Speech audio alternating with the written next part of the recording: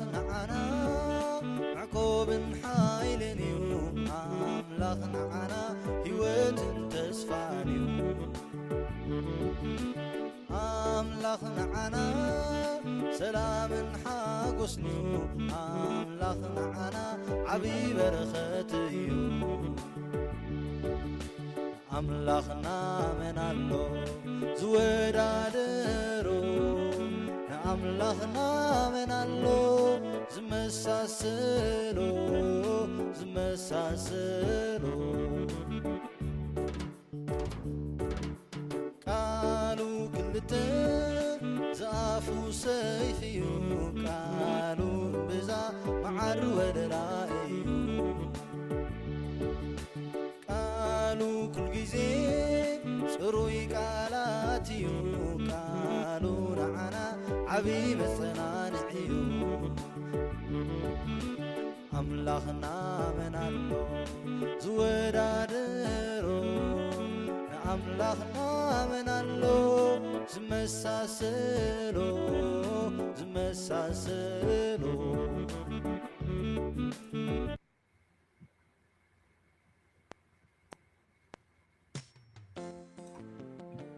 بسم أبن والدن منفس قدسن حدا أملاخ أمين زي أبيهر أملاخنا بروخ لي تهديركا نابزي معالتي زي نابز برهان زي نساقر كارنا نمسكنا كالنا قالكا بمسمعين بمستنتانكا بزا معالت زيا بغالكا تمرحنا نخللو فلوي تسقاتاتكا تبنا نلمنا كالنا أبونا بسماي تنبر سنكاي مسجن من قصها تمسا فقاتك بسماي كم زخني كم وين أم مدري يخون مقبعلتنا لو مهابنا زبدلنا كا غربلنا نحنا وين زبدلنا يغرى خمن نبل فتنا يتتونا كفاد حننا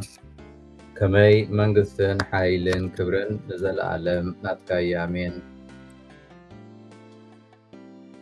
سلام نعاخي وماريام تقاد ملآكي زيابيهر مساخيو مكابانسي استباركخي نايكر صغفر يسوس كا استبارخيو وقدست مريم أدى أملاخ لمنلنا نعنان نهاتان نحجين بجزي موتنان آمين وأملاخ نتي آنز زربو سمعيوم نقعري وين أستوهللوم وأملاخين نقسين نبخات رايد صلي زلخمو ندمسي مهللاي أغلو اللوم وأجزي أبيهر أبقى مباحو كمهللكان كسبكان يمو أمنغاهو دمسي سمعالي نسخة حدا بغفاءات تحقوز زيابيهركا أيكون كان أبزريخا حسوم أيكمتنيوم أنا قنا ببزحي حياونتكا قزخا خاطو أبهنسا مقدس كاون ببزح فرحات كسقدلكاية وأملاخ نبصدكخا مرحاني بمغنيات أتوم تتصاررتي مقدي ككلمي أغنى علي سبغاتنا أبن نولدن نمنفس قدسن يخون تنتو خمز نبري حجخا نوترو نزل عالم آمين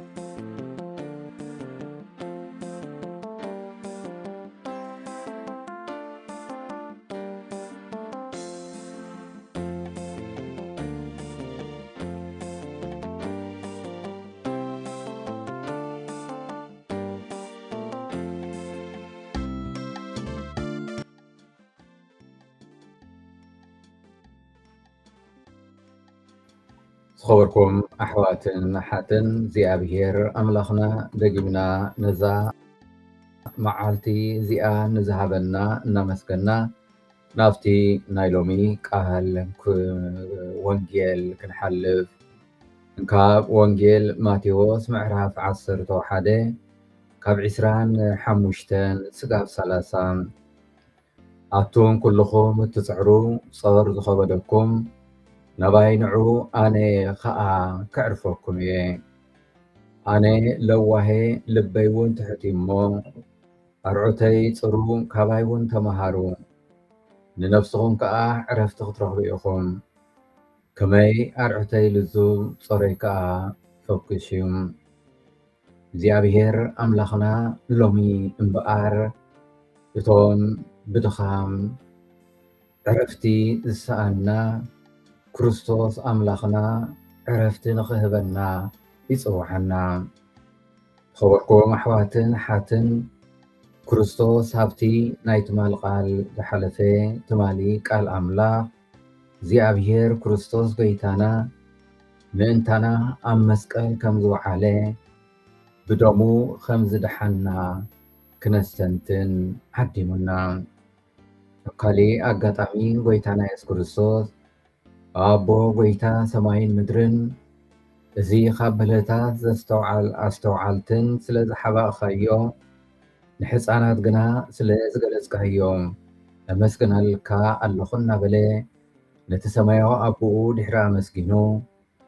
ኣብዚ ናይ ሎሚ ቃል ኣምላክ ከዓ ነቶም ብሰንኪ ሓጢኣትን ኣብ ትሕቲ ጸቕጥን ድኻምን እንነብር ኣቶም ኩልኹም እትጽዕሩ ጸር ዝኸበደኩም ናባይ ንዑ ኣነ ከዓ ከዕርፈኩም እየ እናበለ ኣብ እግሩን ሕቑፉን ብምምጻእ ክንዕርፍን ክንነጽሕን ይዕድመና። እቲ መጀመርያ ክርስቶስ ዝሓተና ከም ደቂ መዛሙርቱ ኮይና መዓልታዊ መስቀልና ሒዝና ክንስዕቦ እዩ። ምስዑ ዕርክነት ሕብረት ክንምስርት ካብዚ ሓሊፍና ኣብቲ ተልእኽኡ ተሳተፍቲ ንኽንከውን ክርስቶስ ከም መምህር ኣብ መንጎና ተረኺቡ እምበኣር እቲ ሓቀኛ መንገዲ ናይ እግዚኣብሔር ናብ እግዚኣብሔር ኣቦ ዝወስድ ንሱ ጥራይ ምዃኑ ይዕድመና። ንሱ ጥራይ ከም ዝሕብረና ፈሊጥና እምበኣር ናብኡ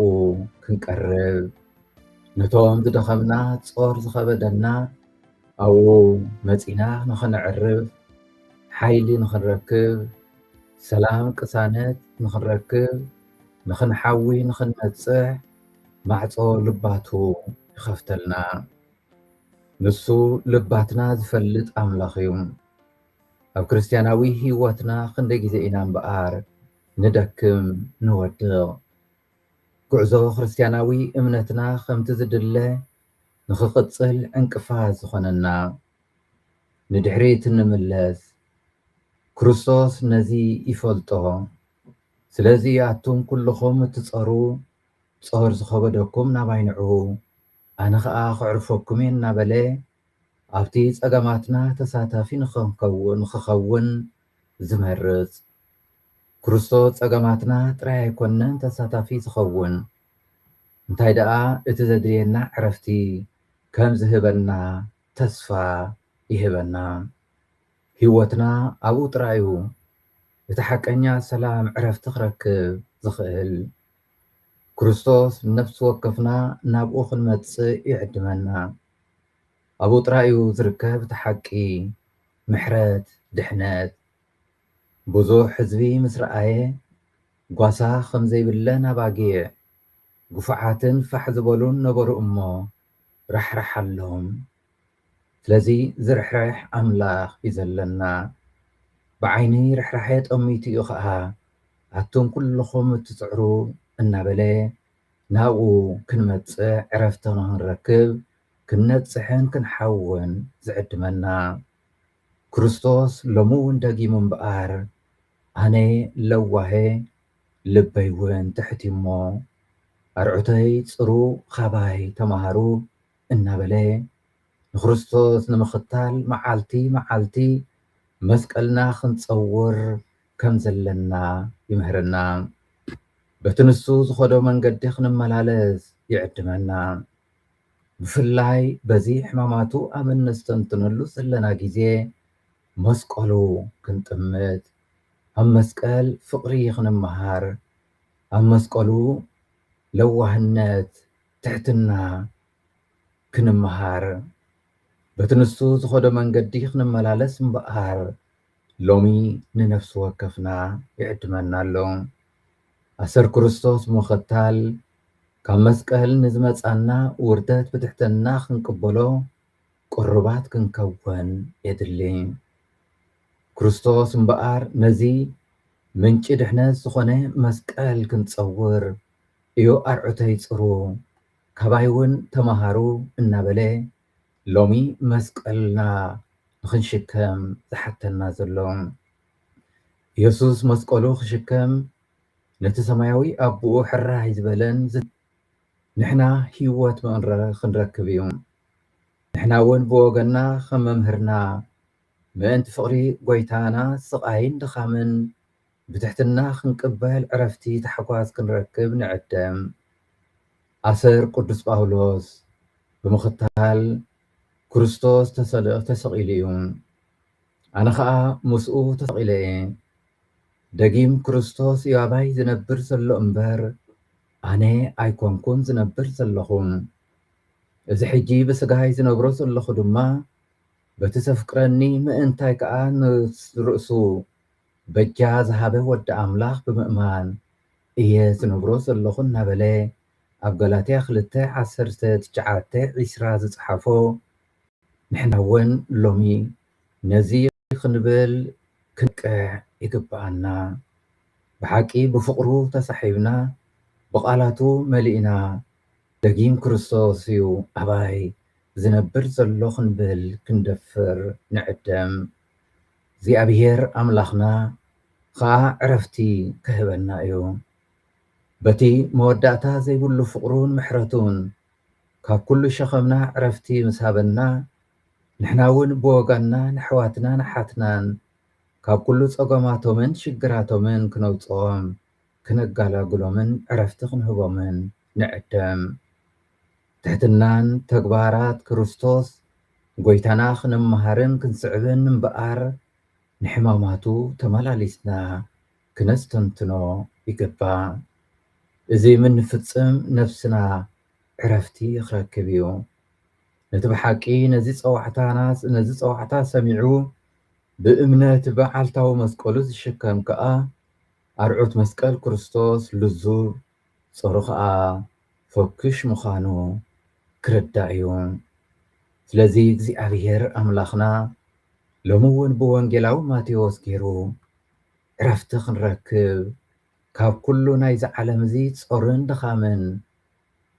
ዕረፍቲ ክንረክብ ናብኡ ክንመፅእ ናባይ ንዑ ከዕርፈኩም እናበለ ክርስቶስ ኣምላኽና ንነፍሲ ወከፍና ይዕድመና ኣሎ ነዚ ዕድመ እዚ ተቐቢልና እምበኣር ናብኡ ክንቀርብ እግዚኣብሔር ይፅዋዓና እግዚኣብሔር ይዕድመና ስለዚ ኣብ ቅድሚኡ ቀሪብና ብሓቂ ክርስቶስ ጎይታና ንሱ መንገድን ሓቅን ሂወትን ምዃኑ ፈሊጥና ሕጂ እውን ብዝተሓደሰ መንፈስ መዲበ ክስዕበካ እናበልና ብንስሓ ተሓፂብናን ነፂሕናን ክንስዕቦ ክርስቶስ ንነፍሲ ወከፍና ብኣማልድነት መናቅድስት ድንግል ማርያም ኩሎም ቅዱሳንን ነዚ ብቕዓት ኮይንና ንርከበሉ ፀጋ ይሃበና ንኽነምልኾ ዝፈጠረና እግዚኣብሔር ምስጋና ይኹን ኣዴናን መድሓኒትናን ዝኾነት ድንግል ማርያም ወላዲት ኣምላኽ ምስጋና ይኹን እፀድሕነትናን ሓይልናን ፀግዕናን ንዝኾነ መስቀል ክርስቶስ ምስጋና ይኹን ርሕርሕን ሓያልን እግዚኣብሔር ኣምላኽና ጸሎትናን ምህለላናን ተቐበል ዝተረፈ እዋን መዓልቲ ቀድሰልና ኩሉ ተግባራትና ብእምነት ኣፈጽመና ኣብ ኩሉ ዕየና ከዓ ንኽብርኻን ንኣገልግሎት ኣሕዋትናን ብትግሃት ከም እንጽመት ግበረና ሰላም ንዓኺ ኦ ማርያም ጸጋ ዝመልኣኪ እግዚኣብሔር ምሳኺ እዩ እንካብ ኣንስቲ ዝተባረኪ ኢኺ ናይ ከርስኺ ፍረ ኢየሱስ ከዓ ዝተባረኸ እዩ ኦ ቅድስቲ ማርያም ኣደ ኣምላኽ ለምንልና ንዓናን ንሃጣን ንሕጅን ብጊዜ ሞትናን ኣሜን ስብሃት ንኣብን ንወልድን ንመንፈስ ቅዱስን ይኹን ጥንቲ ከም ዝነበረ ሕጂ ከዓ ንወትሩ ንዘለዓለም ዓለም ኣሜን እግዚኣብሔር ስለ ኩሉ ነገር ዝተመስገነ ይኹን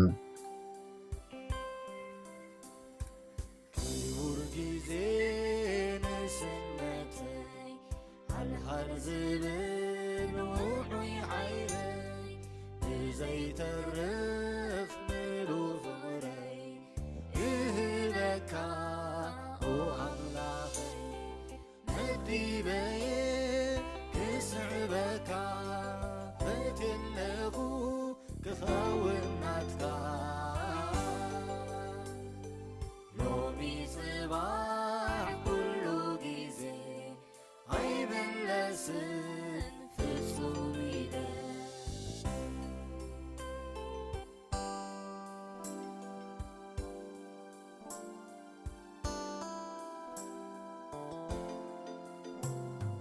ንኣኻ ፍረ ኣእምሮይ ንኣኻ ዙፋን ናይ ልበይ ንኣኻ ኩሉ ፍቓደይ ንኣኻ ጥራይ ኣምላኸይ መዲበየ ክስዕበካ ፈትየለኹ ክኸውን ናትካ ሎሚ ጽባሕ ኩሉ ጊዜ ኣይምለስን ፍጹም ኢለ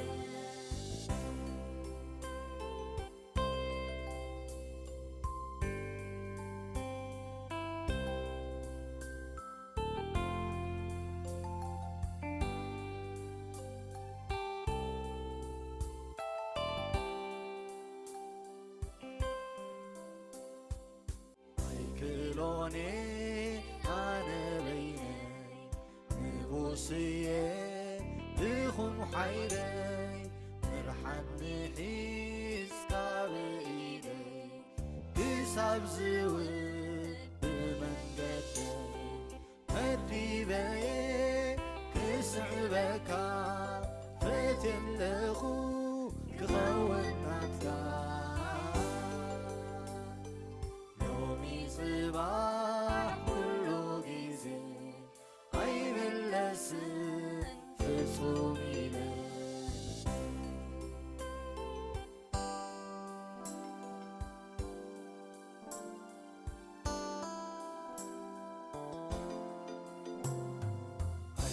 ኣይፈልጥን ናይ መጻኢ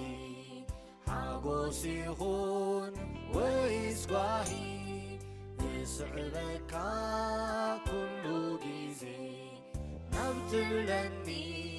ተኣሚነ መዲበየ ክስዕበካ